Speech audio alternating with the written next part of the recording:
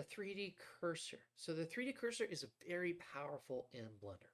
Right now we're on select. So with select, we can actually select objects. We can see it over here in the toolbox or the toolbar. So we have select. Let's turn it to 3D cursor. So now I'm in 3D cursor.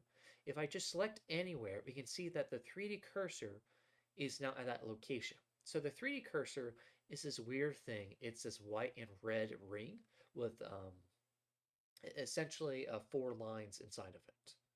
So this is where our cursor is in 3D space. And what's really cool about this is we can manipulate objects based off of our 3D cursor. So we have the cube selected, and we can see it's selected because it's highlighted. To have the cube to go to the 3D cursor, what we're going to do is we're going to hold down the shift button and then S, and we have this thing that pops up. So real quick, let's just exit out of it. So right click. So hold down shift S, let go, and we have this pop up. So select to cursor, selection to cursor, selection to active, selection to grid, cursor to active, cursor to selected, cursor to world origin, cursor to grid, selection to cursor keep offset. So there's a bunch of different options here. And the keyboard shortcuts for these, which is really cool, and I love Blender for this, is they actually have them here. So if you click 1 or 2, 3, 6, 9 on your keyboard, you'll automatically do that. So without you having to manually click on it, you can just use your keyboard. So let's talk about what you'll actually use. Now, Blender is overpowered, so there's a lot of stuff that you just never end up using.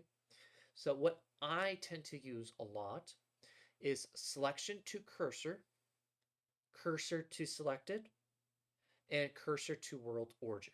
So those are the main 3. So that is number 8, number 2, and number 1. We have our object selected, and we want an object to go to the 3D cursor.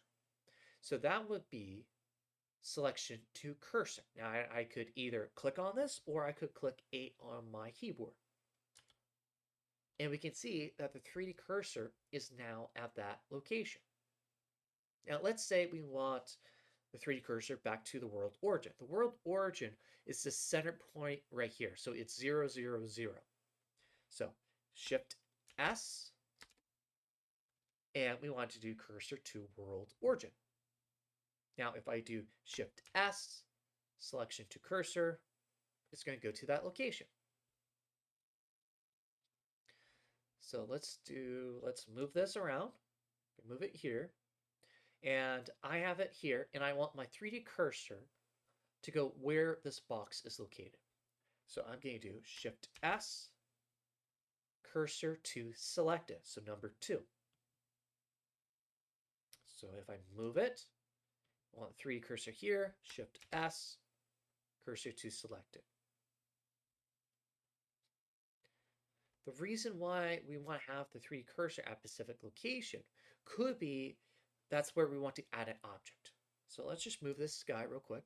If I do shift A, mesh sphere, we can see that it's now inside of the 3D cursor. So the 3D cursor is also where objects will be created when you do the shift A add mesh.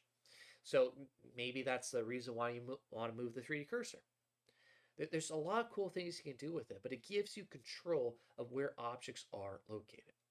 So let's go back here. Right now we're on cursor, and we're going to go back to select box. Now with the select box, now I can actually select these different items, but I can't move the 3D cursor. Well, the keyboard shortcut to move your 3D cursor is you're going to click Shift on your keyboard. You're going to click the right button on your mouse. And now we can actually just drag our 3D cursor wherever we want it.